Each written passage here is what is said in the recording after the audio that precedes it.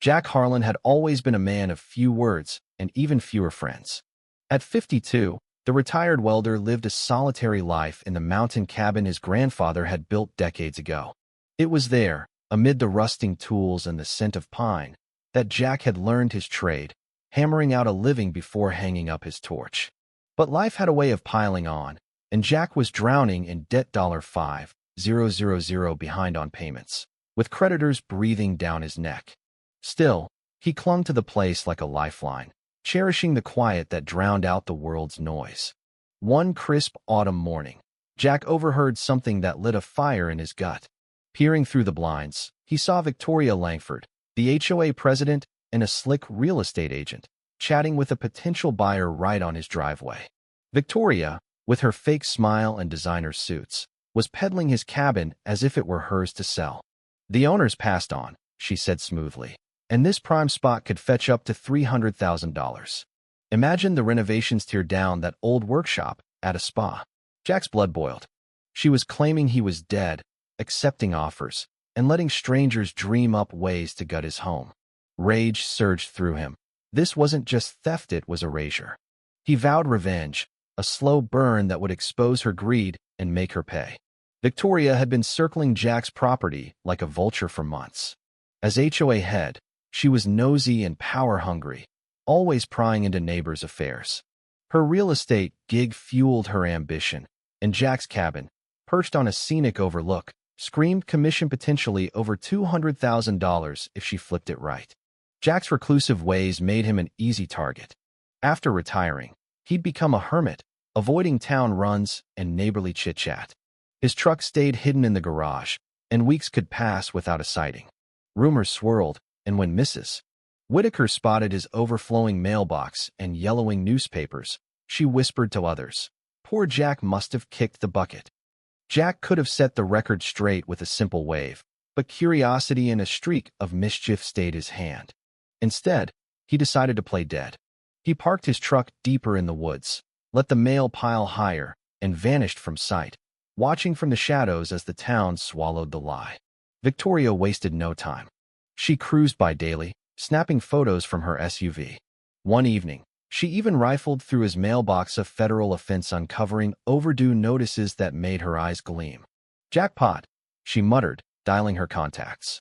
Soon, she roped in her business partner, Derek Vaughn, a sharp-dressed opportunist with a weak moral compass. They trespassed using a hidden key she'd borrowed from the HOA files, touring the cabin like conquerors. "This could list at $300,000 easy," Victoria gushed. "My cut alone? $18,000. They poked through rooms, plotting to raise the workshop where Jack's grandfather had taught him everything. Unbeknownst to them, Jack was hunkered in the basement, phone recording every word. He heard their casual disdain for his life, their excitement over erasing his legacy. It fueled his plan. Victoria spread the death rumor like wildfire, telling neighbors the owner's no longer in the picture with a wink. She invited other realtors for viewings, building a web of deceit. Derek hesitated once. No death certificate? This could blow up legally. Victoria laughed it off. Think of the payday. Greed trumps ethics every time. The scheme snowballed. Victoria hosted a property preview for heavy-hitter agents, fabricating a tale of handling the estate for distant family. Buzz grew about developing the land into luxury condos, ignoring the sentimental value. Controversy simmered beneath whispers of foul play, questions about proof of death, but Victoria quashed them with charm and promises of profit. Escalation hit during the first big showing. A dozen buyers and agents swarmed, oohing over the views. Jack, hidden, rigged subtle ghost effects, flickering lights via a remote app, creaking doors from loosened hinges. The group ate it up, calling it haunted charm that could jack up the price. Bids soared past $290,000, with talk of demolishing the workshop for a home theater. Derek noticed oddities: a fresh loaf of bread, a warm coffee maker, but Victoria dismissed him. Old habits die hard. The final showing was Victoria's crowning glory, 5 eager buyers for a last look. Jack prepped his reveal, musing his hair, donning ragged clothes to look like a man risen from the grave. As the group toured the living room, praising the potential, Jack burst from the bathroom, voice booming. "What the hell are you doing in my house? I'm alive and kicking." Chaos erupted. A woman screamed "ghost" and fainted. Buyers recoiled, one dialing 911. Victoria's face drained of color. "You're trespassing," she shrieked, accusing him of being an imposter and demanding the sheriff. But Jack held firm, flashing his ID, the deed, and stacks of bills proving ownership. The buyers turned furious, realizing they'd been duped into a fraudulent sale. Victoria melted down, denying everything, threatening lawsuits. "You'll regret this, you hillbilly fraud." Derek panicked, stammering apologies and distancing himself. "I didn't know the full extent." Jack wasn't done. With a welder's precision, he'd sealed the front gate shut earlier, trapping the group inside. "Nobody leaves till the law arrives," he growled, queuing up his surveillance footage on a projector. Videos played. Victoria rifling mail, trespassing, fabricating death claims. Audio captured her dismissing ethics, plotting commissions on stolen land. The buyers erupted, berating her for the scam. Derek cracked, confessing.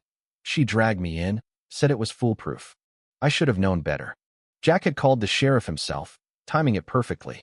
Sirens wailed as the community gathered outside, drawn by the commotion. Deputies burst in, cuffing Victoria amid her protests. In the basement, they uncovered Jack's setup cameras documenting every crime. Derek's briefcase yielded planning docs, proving premeditation. The fallout was swift and brutal.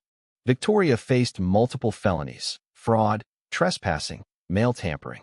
She got 2 years in prison, ordered to pay over $15,000 in restitution, covering Jack's debts and damages.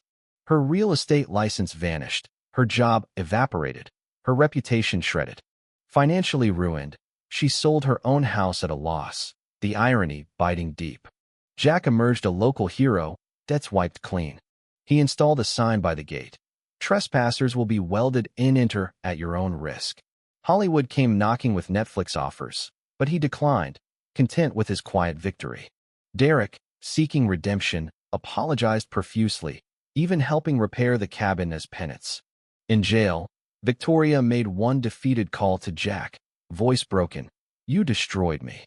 He hung up without a word, reflecting on the home's true worth not in dollars, but in memories. Yet the story sparked debate. Was Jack's vigilante trap justice or entrapment? Did his playing dead make him complicit? Whispers lingered, greed's ugly face exposed, but at what cost to ethics? In the end, it proved one thing. Sometimes, refusing to be a victim means becoming the storm.